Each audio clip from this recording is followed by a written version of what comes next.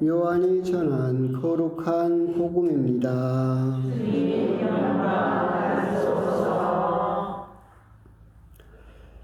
그때 예수님께서는 티베리아스 호숫가에서 다시 제자들에게 당신 자신을 드러내셨는데 이렇게 드러내셨다. 시몬 베드로와 쌍둥이라고 불리는 토마스, 갈릴리아 가나 출신 나타나엘과 제베데의 아들들, 그리고 그분의 다른 두 제자가 함께 있었다. 시몬 베드로가 그들에게 나는 고기 잡으러 가겠네 하고 말하자 그들이 우리도 함께 가겠소 하였다. 그들이 밖으로 나가 배를 탔지만 그날 밤에는 아무것도 잡지 못하였다. 어느덧 아침이 될 무렵 예수님께서 물가에 서 계셨다. 그러나 제자들은 그분이 예수님이신 줄을 알지 못하였다. 예수님께서 그들에게 얘들아 무엇을 좀 잡았느냐 하시자 그들이 대답하였다. 못 잡았습니다. 예수님께서 그들에게 이르셨다. 그물을 배 오른쪽에 던져라. 그러면 고기가 잡힐 것이다. 그래서 제자들이 그물을 던졌더니 고기가 너무 많이 걸려 그물을 끌어올릴 수가 없었다. 예수님께서 사랑하신 그 제자가 베드로에게 주님이십니다 하고 말하였다. 주님이시라는 말을 듣자 옷을 벗고 있던 베드로는 겉옷을 두르고 호수로 뛰어들었다. 다른 제자들은 그 작은 배로 고기가 든 그물을 끌고 왔다. 그들은 무태에서 100m쯤 밖에 떨어져 있지 않았던 것이다. 그들이 무태에 내려서 보니 숯불이 있고 그 위에 물고기가 놓여 있고 빵도 있었다. 예수님께서 그들에게 말씀하셨다. 방금 잡은 고기를 몇 마리 가져오너라. 그러자 시몬 베드로가 배에 올라 그물을 무트로 끌어올렸다.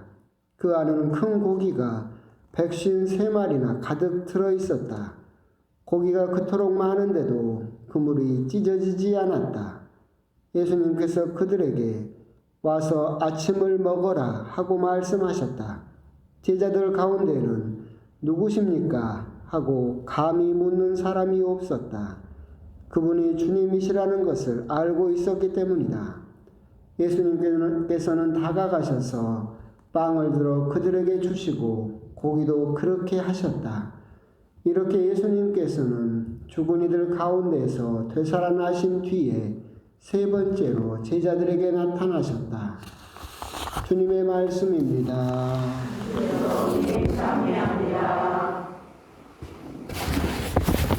참여 예수님. 어느덧 4월이 되었고 봄이 완연해서 벚꽃도 아주 활짝활짝 피고 농년도 피고 봄이 그렇게 된 것 같습니다. 환절기 조심하시고 또 이제 황사에다가 꽃가루까지 몰려들면 참 좋은 시기가 될 것 같습니다. 아까 말씀드린 대로 오늘은 한식이더라고요. 그리고 식목일이고 사전투표 종료일이고 부활 8부 축제 금요일이고 그렇습니다. 할 말이 없다 그 말입니다. 특별한 것도 없고 저는 오늘 투표했는데 하셨어요? 부지런들 하시네요. 오늘 복음은 이제 지난 화요일에 제가 그런 말씀을 드린 적이 있죠. 이번 부활 8부 축제 동안의 복음을 한번 천천히 그 흐름을 맥락을 파악해 봤으면 좋겠다.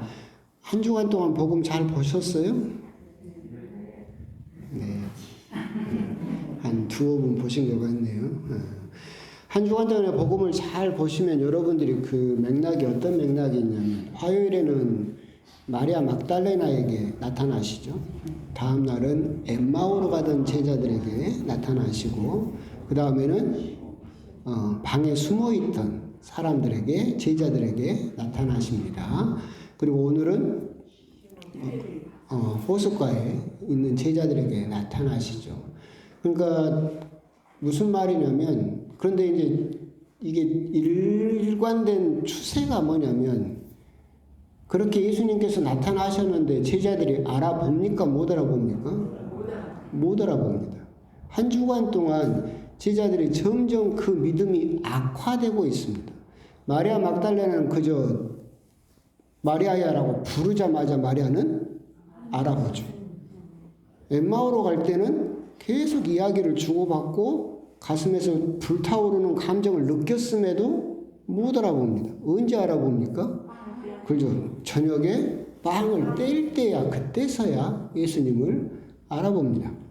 그 다음날이 되면 이제 제자들이 부활 소식을 들었어요. 그런데 믿지를 않습니다. 그러니까 벽을 통과해서 예수님께서 나오시죠.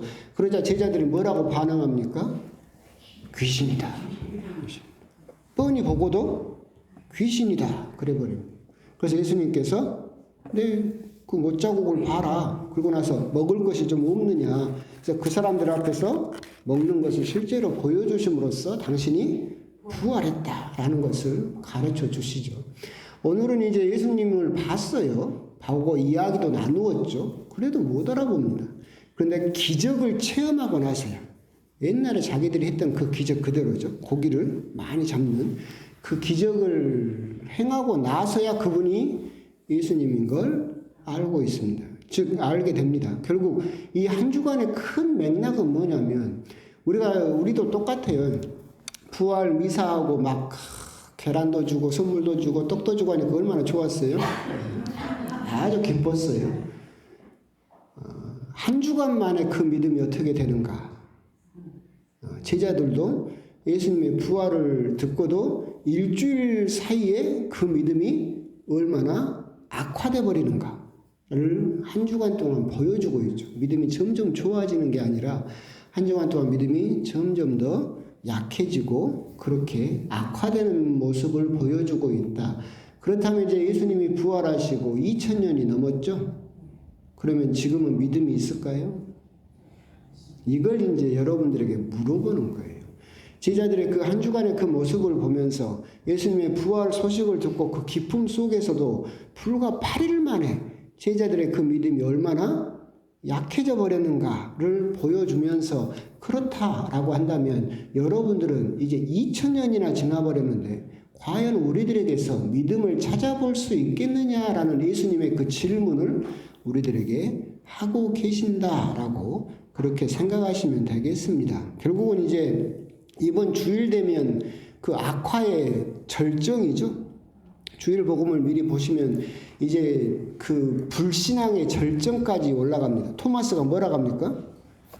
내가 그 못자국에다 손가락을 넣어보고 옆구리에다 손을 넣어보지 않고서는 절대 믿지 못하겠소라고 그렇게까지 악화되는 모습을 보여주게 된다. 과연 우리들의 믿음은 내가 세례를 받고 부활하신 예수님의 은총을 받은 그 순간부터 지금까지 과연 나는 내 믿음이 악화되고 있느냐, 아니면 조금씩이라도 1년이 지날 때마다 그래도 조금씩 좋아지고 있느냐, 이것을 오늘 한 주간 팔부축제 동안에 복음을 통해서 교회가 여러분들에게 물어보고 있다라고 그렇게 생각을 하시면 되겠습니다.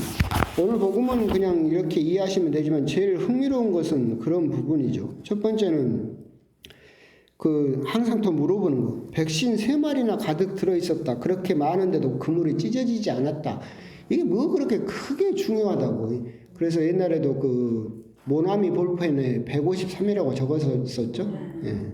모나미 회사가 망하기 직전에 마지막으로 낸 상품이 그 모나미 볼펜인데 그 사람이 개신교 신자여가지고 153 적어가지고 대박나서 회사가 살았다라는 유명한 실제 이야기가 있고, 백신 3마리는 제가 말씀드렸었죠. 그게 무슨 숫자를 곱하고 해서 그렇게 나오는 그런 숫자가 아니라 그 당시에 선진국이라고 칭해지던 그리스에서 오류 백과를 사전을 만들었는데 거기에서 전 세계에 있는 물고기 종류를 백신 3종류로 분류를 했다. 지금 보면 훨씬 더 많겠지만 그 당시에는 그래도 자기가 나름 바다나 강을 뒤져가지고 자기가 본 물고기를 분류한 게 153종류의 물고기로 구분을 했었다라는 기록이 있고, 결국 여기서 백신 3마리는 하고 싶은 말은 그거예요. 세상에 있는 모든 물고기를 다 잡았다. 그러니까 그 당시에는 백과사전에 실린 물고기가 세상에 153종류의 물고기가 있다라고 생각했는데 그 모든 물고기를 다 잡았다. 그런데 그물이 찢어지지 않았다. 결국은 교회는 구원의 방주라고 부르죠. 그 구원의 방주에서 이 세상 모든 사람을 다 구원하고 그물로 낚아 올린다 하더라도 그 그물은 터지지 않는다라고 하는 것을 이야기를 우리들에게 해주고 있다라고 그렇게 생각하시면 되겠습니다. 그리고 오늘 예수님의 이제 부활의 그 모습에서 우리가 또 기억해야 될 부분은 예수님께서 그 구약의 아담을 기워 갚으셨듯이 제자들의 그런 마음도 이렇게 제자들이 알게 모르게 기워 갚고 계신다라고 하는 것을 알 수 있는데 어떤 부분이냐면 이 부분이죠. 결국은 여러분들이 요한복음을 따질 때 이제 그런 말씀을 드렸는데 다른 복음서에는 미사가 최후의 만찬 때 제정되었다라고 이렇게 이야기를 해요. 근데 요한복음에서만큼은 여러분들이 보시면 예수님의 그 과월절 만찬, 최후의 만찬 때 최후의 만찬 이야기가 없어요. 이는 내 몸이다, 이걸 받아 먹으라라는 미사 제정 말씀이 없죠. 그 대신 뭐가 들어있어요? 세종례가 들어있어요. 그럼 요한복음은 왜 그 최후의 만찬 때 그 성찬 제정 이는 내 몸이다, 이를 받아 먹어라, 이는 내 피다 이라고 하시는 그 말씀을 왜 뺐느냐라고 한다면 요한복음에서는 미사가 최후의 만찬 때 만들어진 게 아니라 오병이어 기적 때 이미 만들어졌다라고 이야기를 하고 있어요. 옛날에 말씀드렸듯이 이제 머리 복잡해지죠. 미사의 다른 원래 이름은 미사는 훨씬 중세에 만들어진 말이고 미사의 원래 이름은 감사제예요. 근데 왜 감사제라고 부르느냐면 여러분들이 미사를 잘 보시면 감사를 드리신다면 문구가 반복되죠. 요한복음에서 오병이어 기적 때 예수님께서 빵을 드시고 감사를 드리세요. 물고기를 드시고 감사를 드리시고 그리고 제자들에게 나눠주시죠. 그래서 미사를 원래 감사제라고 불렀는데 요한복음은 이때 그 오병이어의 기적 때 이미 미사가 만들어졌다.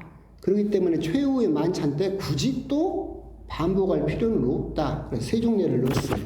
여기도 똑같이 요한복음입니다. 무슨 말이냐면 그때 오병이어 때 하셨던 그 행동을 예수님께서 또 하고 계시는 거예요. 숯불이 있고 그 위에 물고기가 놓여 있고 빵도 있었다. 그리고 예수님께서는 그 빵과 물고기를 제자들에게 먹으라고 나눠주시죠. 즉 오병이어 기적, 즉 미사를 제정하셨던 요한복음에 따르면 미사를 제정하실 때 하셨던 그 행동을 예수님께서 다시 부활하신 다음에 마음이 다 찢어지고 예수님도 못 알아보고 부활도 온전히 믿지 못하고 베드로 같은 경우는 3번이나 배신하고 다른 제자들도 다 도망갔던 그 애들을 다시 옛날에 그 미사에 초대함으로써 그 상처를 다시 치유해 주신다. 아물게 해주신다. 기워 갚아주시고 계신다. 그렇기 때문에 예수님께서 뒷부분에 그 기적과 그 행동을 하셨던 것이다 라고 그렇게 이해하시면 되겠습니다. 결국 제자들의 그런 사실은 베드로도 그러잖아요. 주님이십니다. 그 말을 듣자마자 그냥 물로 뛰어들어 버리잖아. 속으로 얼마나 죄책감이라든가 죄송함이라든가 그런 게 얼마나 남아 있었겠어요.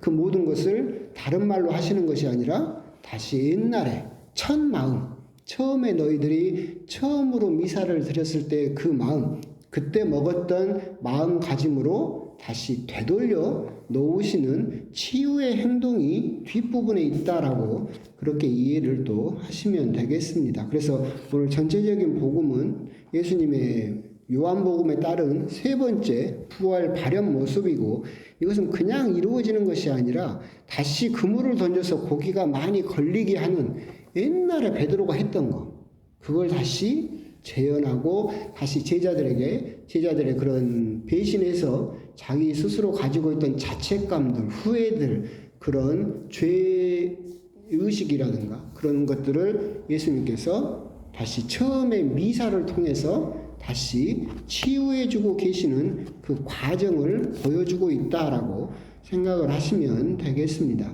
그러면서 오늘 복음에서 이제 마지막 팔부축제 마지막이니 이제 중간 끝쯤 갔으니까 재밌는 부분은 또 그런 부분이죠.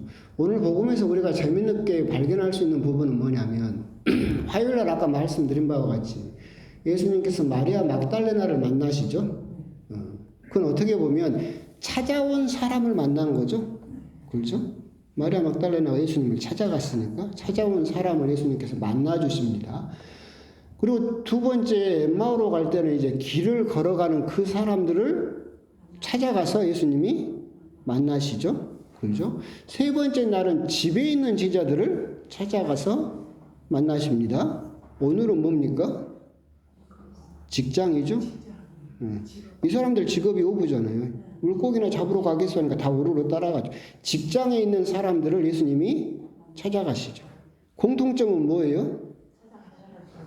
다 못 알아본다는 거죠. 무슨 말이냐면 부활하신 예수님은 여러분들이 당신을 만나러 오든 집에 있든 어디서 길에서 뭐 취미 생활을 하든 일을 하든 아니면 직장에 있든 먼저 찾아가신다. 여러분들이 어느 장소에 있든 어떤 일을 하든 부활하신 예수님은 먼저 여러분에게 찾아가신다. 그런데 공통점은 뭐다? 못 알아본다. 우리도 똑같다. 제자들하고. 여기서 중요한 게 뭐냐면 그렇게 나를 찾아오시는 예수님을 알아보려면 뭐가 필요하냐면 새로운 눈이 필요해요. 그래서 우리가 항상 말한 것처럼 다시 눈을 뜨십시오라고 하는 영적인 그런 성령의 활동을 우리가 청하는 이유가 부활하시기 전에 예수님의 익숙한 제자들은 부활하신 예수님을 못 알아봅니다. 부활하셨기 때문에 다른 존재로 거듭나셨는데도 불구하고 옛날 생각, 옛날 모습, 옛날에 고정된 관념에만 붙잡혀 있으면 새로 오신 예수님을 못 알아보죠. 항상 우리가 어떤 생활을 하든지 우리들은 항상 먼저 찾아오세요. 바로 내 옆에 계셔도 우리들은 못 알아봐요. 왜? 새로운 눈을 뜨지 못했으니까. 항상 말씀드리지만 어제의 하느님이 오늘의 하느님이 아니에요. 오늘의 하느님이 내일의 하느님이 아니죠. 근데 우리들은 신앙생활을 하면 30년 전에 신앙 체험했던 그거 가지고 30년을 살아버려요. 30년 전에 하느님을 체험했고 30년 전에 예수님은 이런 분이신 거구나 라고 막 은총을 체험했어. 그거 갖고 30년을 살아. 그러면 지금 오늘 내 옆으로 오신 예수님을 알아봐요? 못 알아봐요? 못 알아본다는 거예요. 항상 새로운 눈을 가질 수 있어야 돼. 그래야만 부활하신 예수님을 알아볼 수 있다라고 하는 겁니다. 그래서 오늘 한 주간도 곰곰이 보면 끊임없이 예수님은 먼저 찾아가십니다. 길에 있든 집에 있든 회사에 있든 나를 찾아오건 항상 예수님은 우리보다 먼저 우리들을 만나러 오신다. 하지만 제자들은 그것을 알아보지 못했다. 결국 우리도 똑같은데 결국 우리 옆으로 나도 모르게 나와 함께 해주시는 그분을 알아보기 위해서 그저 왕년에 내가 라떼는 막 그런 과거의 허상, 과거의 허물, 과거에 붙잡혀 있지 말고 오늘 다시 새로운 눈을 뜨려고 하는 그런 노력들, 그 새로운 눈을 뜰 수 있을 때 비로소 부활하신 예수님을 오늘 알아볼 수 있게 된다라고 하는 점, 그런 점도 한번 곰곰이 또 묵상을 해 보셨으면 좋겠습니다. 아멘.